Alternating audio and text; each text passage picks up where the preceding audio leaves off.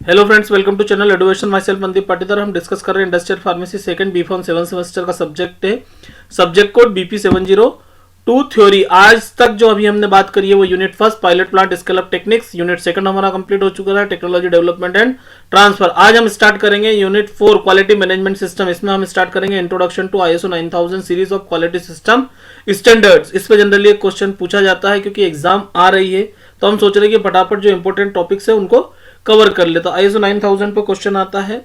आप में से जो भी चैनल पे पहली बार आए हैं वो चैनल को सब्सक्राइब करें और बेल नोटिफिकेशन को प्रेस करके क्लिक करें ताकि अगले आने वाले वीडियो आप तक पहुंच सके। अब यदि बात करें हम इंट्रोडक्शन टू ISO है क्या? जनरली यदि हम बात करते हैं, ये है the international organization for standardization. आपको एक पर्टिकुलर चीज का स्टैंडर्डाइजेशन फिक्स करना है, उसके लिए ये इंटरनेशनल ऑर्गेनाइजेशन है। फाउंडेड ऑन 23 फरवरी 1947 में ये बनी थी। ठीक है। The organization promotes world wide proprietary industry and commercial standard. ठीक है। प्रोप्राइटरी इंडस्ट्रियल और कमर्शियल स्टैंडर्ड की यदि बात करते हैं तो ये क्या करती है? प्रमोट करती है, उनको उन स्टैंडर्ड को सेट करती है।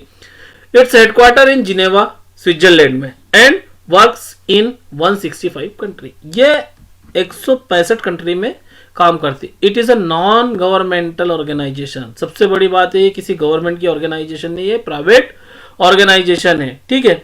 अब इसकी शुरुआत क्या हुई? यदि हम शुरुआत की बात करें तो क्या हुआ, जब सेकेंड वर्ल्ड वॉर हुआ था उसके बाद लगभग सारे देश अपनी जो बेसिक चीजें थी उनका काफी नुकसान कर चुके थे, तो फिर से उनको डेवलप होना था उन सब देशों को, तो उन्होंने सबने मिलकर क्वालिटी स्टैंडर्ड डेवलप करने की कोशिश करी। यदि हम इसके हिस्ट्री में चलते हैं तो 1946 में 15 डेलीगेट्स फ्रॉम 25 कंट्री, 25 कंट्री के 65 डेलीगेट्स इकट्ठे हुए और उन्होंने फिर बात करी कि भाई हम इंटरनेशनल स्टैंडर्डाइजेशन एक करें ताकि हमको एक क्वालिटी प्रोडक्ट मिले। यदि हम ISO 9000 की बात करते हैं तो इसका पूरा फोकस जो है वो क्वालिटी प्रोडक्ट पर है। क्वालिटी प्रोडक्ट इन टर्म आप बात कर सकते हो, केवल ऐसा नहीं कि प्रोडक्शन, टेबलेट का प्रोडक्शन।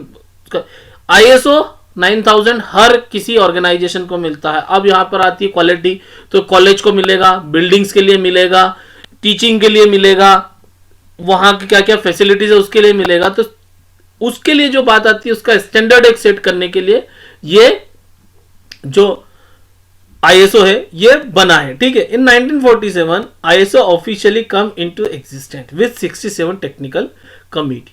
1947 में ये आया। 1946 में क्या हुआ, 65 डेलीगेट्स मिले जो 25 देशों के थे।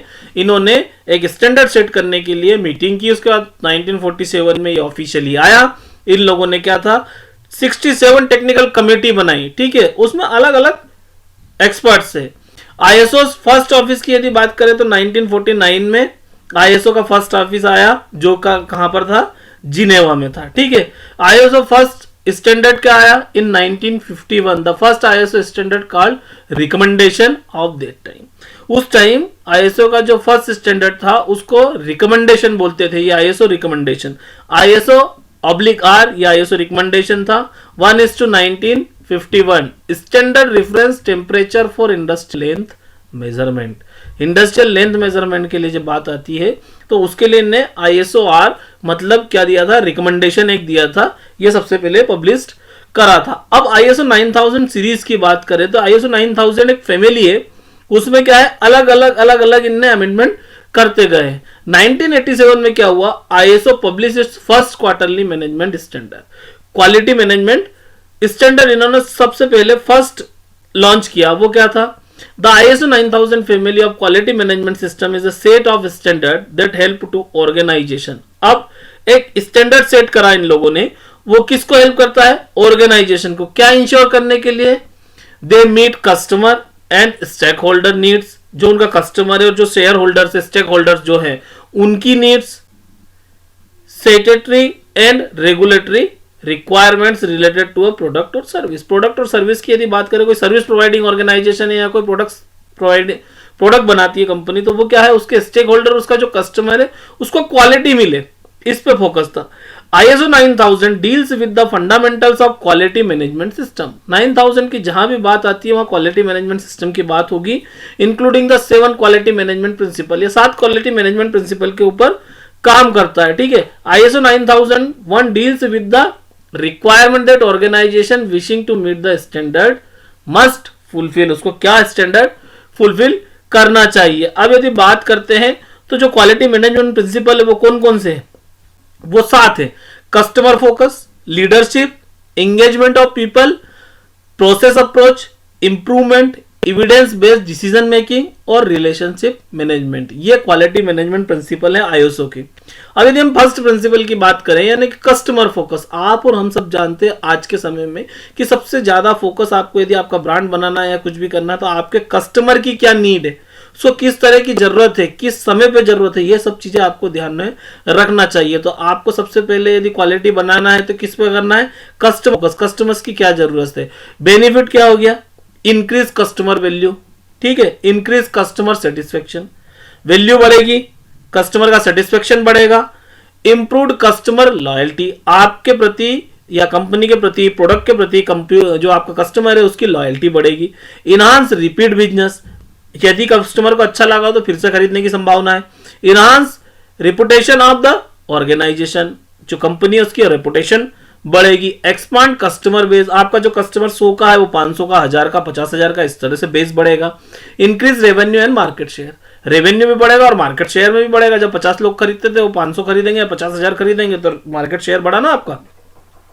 सेकंड प्रिंसिपल आता है लीडरशिप। लीडरशिप पे क्या आएगा, आपका जो लीडर है, जो फोकस है, उसका फोकस ये है कि जो आपका इन्वायरमेंटल है, जो वहां का इन्वायरमेंट है कंपनी का, इंडस्ट्री का, उसको अच्छा मेंटेन करके रखना है, उसको ऐसा रखना है कि सब बढ़िया जुड़ के काम करें और है ना, जितनी भी उसकी टीम वर्क है वो सब लोग एक साथ ऑर्गेनाइज होके जो ऑर्गेनाइजेशन का गोल है, जो ऑब्जेक्टिव है, उसके लिए काम करें। बेनिफिट क्या होगा, increase effectiveness and efficiency in the meeting the organization quality objective, इससे क्या होगा, इफेक्टिवनेस और इफिशियंसी बढ़ेगी, जिससे आपका जो ऑर्गेनाइजेशन का ऑब्जेक्टिव है वो फुलफिल होगा, इसलिए लीडरशिप बहुत जरूरी है। Better coordination of the organization process, जो प्रोसेस ऑर्गेनाइजेशन बोलता है उसमें कोऑर्डिनेशन बेहतर तरीके से हो सकता है। Improved communicate between levels and function of the organization, function of organization में कम्युनिकेशन बेहतर होगा। Development and improvement of the capability of the organisation and its people to deliver the desired result. अब क्या होता है, जब आपका लीडर अच्छा है, आपके लीडर आपको लीड कर रहा है तो बाकी लोग भी उसके सीखेंगे और उसको इंप्लीमेंट करेंगे, जिससे क्या होगा, जो डिजायर्ड रिजल्ट है ऑर्गेनाइजेशन का वो मिलेगा। अब यदि हम बात करते हैं थर्ड प्रिंसिपल की, तो ये आता है एंगेजमेंट ऑफ पीपल, जो आपके साथ लोग जुड़े हुए हैं इनका एंगेजमेंट काम के प्रति, ऑर्गेनाइजेशन के प्रति किस तरह से बढ़ाया जाए, ये एक बहुत बड़ा फोकस है। इसको ISO 9000 फोकस करके रखता है, ताकि आप क्या है, आपके साथ जितने भी लोग हैं, जितना भी स्टाफ है, वो ज्यादा एंगेज हो अपने काम के प्रति, अपनी कंपनी के प्रति, अपनी ऑर्गेनाइजेशन के प्रति, जिससे क्या होगा कि ऑर्गेनाइजेशन को बेनिफिट मिले। अब बेनिफिट क्या होगा, improved understanding of the organization quality object by people to the organization, increase motivation to achieve them, आपको उनको क्या करना है, मोटिवेट करना है, ताकि ऑर्गेनाइज अल्टीमेटली जो आपका ऑर्गेनाइजेशन है उसका जो गोल है वो आपको अचीव करना है। Enhance improvement of people in improvement activity, involvement बढ़ा रहे हो आप इंप्रूवमेंट एक्टिविटी में। Enhance personal development initiative and creativity को लेके आ गया। इनहांस पीपल सेटिस्फेक्शन, लोगों को सेटिस्फाई होता है, हाँ मेरी कंपनी में मैं कुछ नई चीज, नवाचार आजकल बहुत चलता है, मैं कुछ लेके आया कंपनी को, मुझे अच्छा लगा तो उसको सेटिस्फेक्शन है कि जिस कंपनी के लिए मैं काम करता हूं वो मेरे बारे में सोचती है। Enhance trust and collaboration throughout the organisation, क्या होगा, ट्रस्ट बढ़ेगा। Increase attention to the shared value and the culture throughout the organisation. अब principle 4 process approach. Process approach की बात जब आती है तो आपको जो प्रोसेस है उसमें ऐसा नहीं कि लास्ट में आप टेस्टिंग कर रहे हो, इनिशियली आपको देखना है और अच्छी से अच्छी जो प्रोसेस है उसको इफिशिएंटली मैनेज करना है। यदि आपको डिजायर्ड रिजल्ट चाहिए आपकी किसी चीज का, तो आपको प्रोसेस अच्छे से करना पड़ेगी। आप ऐसा नहीं कर सकते पहले पानी डाल दिया फिर आटा डाल दिया और पता पड़ा वो आटा लगेगा ही नहीं, रोटी कैसे बनाओगे, ठीक है। तो इसलिए आपको प्रोसेस का बहुत ध्यान रखना पड़ेगा। अब यदि आप बेनिफिट की बात करेंगे क्या होगा, enhance ability to focus effort on the key process and obtain opportunity for improvement. आपको की प्रोसेस क्या है, किस तरह से काम होता है, ग्रेनुलेशन किस तरह से होगा और कहां पर इंप्रूवमेंट की जरूरत है, यह आपको चीज ध्यान रखना है।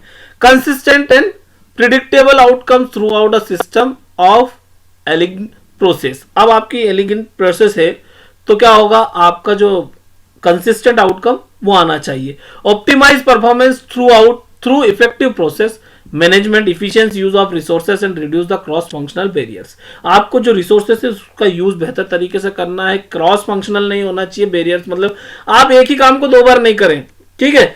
Enabling the organization to provide confidence to increase parties as to its consistency, effectiveness and efficiency. आपकी कंसिस्टेंसी, इफेक्टिवनेस और इफिशियंसी रहेगी तो दूसरे लोग आपसे आके जुड़ेंगे। अब यदि प्रिंसिपल 5 की बात करें तो इंप्रूवमेंट। अब इंप्रूवमेंट का क्या करना है? Overall performance should be permanent objective of the organization. आपका जो ऑर्गेनाइजेशन का परफॉर्मेंस है उसको इंप्रूव करना आपका काम है, ये ऑर्गेनाइजेशन का ओवरऑल मोटो रहता है, ठीक है। तो बेनिफिट क्या होगा? Improved process performance, organizational ability and customer satisfaction. आपको क्या करना है? आपका परफॉर्मेंस इंप्रूव करना है। इसके थ्रू ऑर्गेनाइजेशन की कैपेबिलिटी इंक्रीज होगी, जिससे आपका क्या होगा? कस्टमर सेटिस्फेक्शन होगा। Enhance focus on root cause investigation. आपके पास कोई प्रॉब्लम आती है तो उसका रूट कॉज आपको पता होना चाहिए। And determination followed by prevention and corrective action. आपको प्रिवेंटिव और करेक्टिव एक्शन तो करना ही है, लेकिन आपको रूट कॉज पता होना चाहिए और किस तरह से उसको ठीक कर सकते हैं वो पता होना चाहिए। Enhance ability to anticipate and react with internal and external risk and opportunities.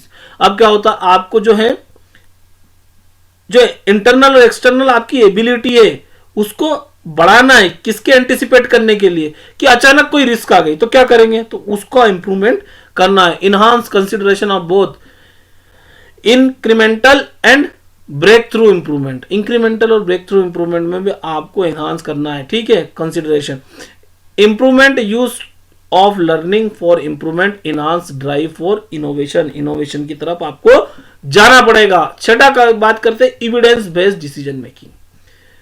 Effective decision are based on the analysis of data and information. आपको डाटा लेके बैठना पड़ेगा, हवा में कोई बात नहीं होगी। इसका सीधा सीधा सा मतलब यही है। एविडेंस बेस्ड डिसीजन मेकिंग, आपके पास एविडेंस रखें, इसके बाद आपको क्या डिसाइड करना है ये देखना पड़ेगा। ऐसा नहीं है किसी ने बोल दिया सर 70 डिग्री पे ग्रेनुलेशन कर लो, ड्राई ग्रेनुलेशन हो जाएगा। अरे भाई हो जाएगा, लेकिन उसमें क्या क्या चीज है? हमेशा 70 डिग्री या 40 डिग्री या 50 डिग्री या से 90 डिग्री एक टेम्परेचर तो नहीं रहेगा। आपको देखना पड़ेगा कि जो ड्रग है उसका मेल्टिंग पॉइंट क्या है या उसका बॉइलिंग पॉइंट क्या है, तो किस टेम्परेचर पे है, तो वो बहुत सारी चीजें रहती है।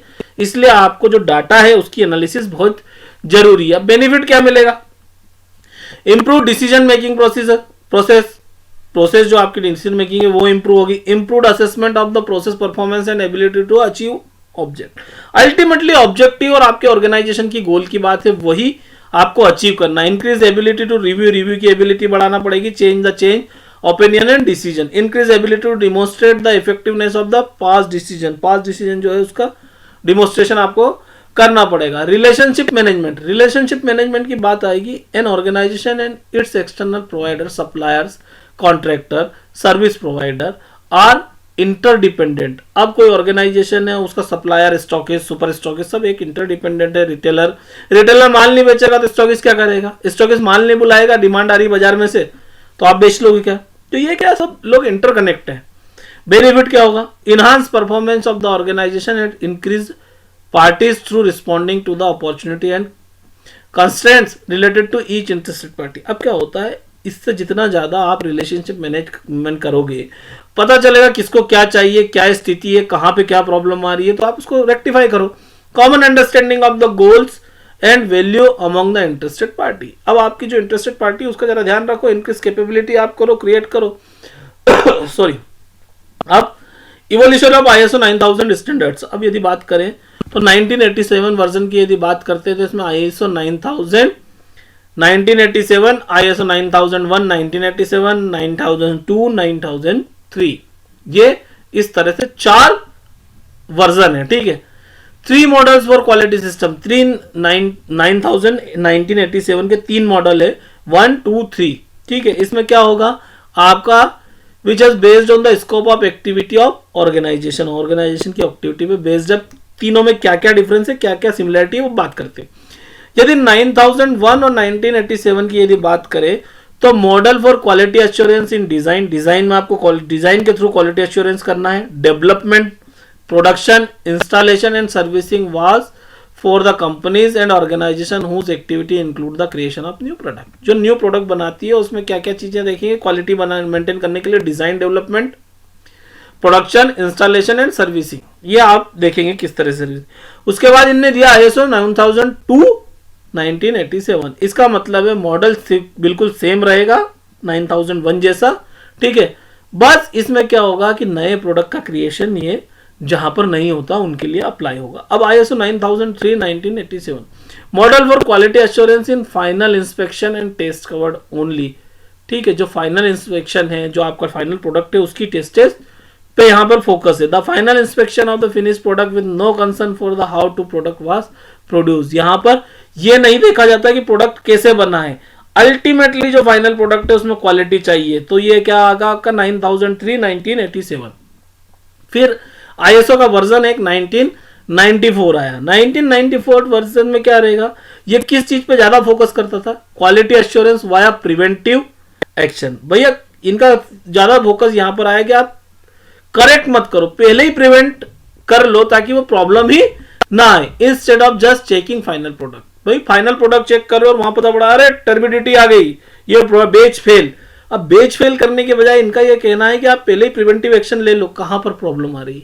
तो इसलिए इसको इनने दिया 9000 1994। फिर आया आपका 2000 वर्जन। 2000 वर्जन में यदि बात करें तो 9001 2000 में क्या होगा, replaced all 3 formal standard of ISO 9001 2 3, ठीक है। इनको सबको रिप्लेस कर दिया 2000 ने। इन 2000 version concept of process management is focus, आपका जो प्रोसेस मैनेजमेंट है उस पर सबसे ज्यादा फोकस किया गया। भाई सब हटा दिए, अब हमने क्या करा, केवल हमारा जो प्रोसेस मैनेजमेंट है उस पर फोकस किया। क्या करा, monitoring and optimisation of the company task and activity. Company के टास्क एक्टिविटी लोग बढ़ा दिए, बार बार टेस्टिंग बढ़ रही है। उसकी जगह ये नहीं होना कि आप फाइनल प्रोडक्ट की टेस्टिंग कर लो और देखो क्वालिटी खराब है, नहीं, उसके पहले ही 4 बार टेस्टिंग कर लो, लोग बढ़ा दो, हर चीज बढ़ा दो। तो ये आपने क्या करा 2000 वर्जन में हुआ, 9001 2000 में, ठीक है। The 2000 version also demanded improvement by the upper executive in order to integrated quality into the business system. अब पहले क्या होता था, भाई तूने नहीं करा, अब ऐसा नहीं होता, जो आपका अपर मैनेजमेंट है वो भी रिस्पॉन्सिबल है क्वालिटी के लिए।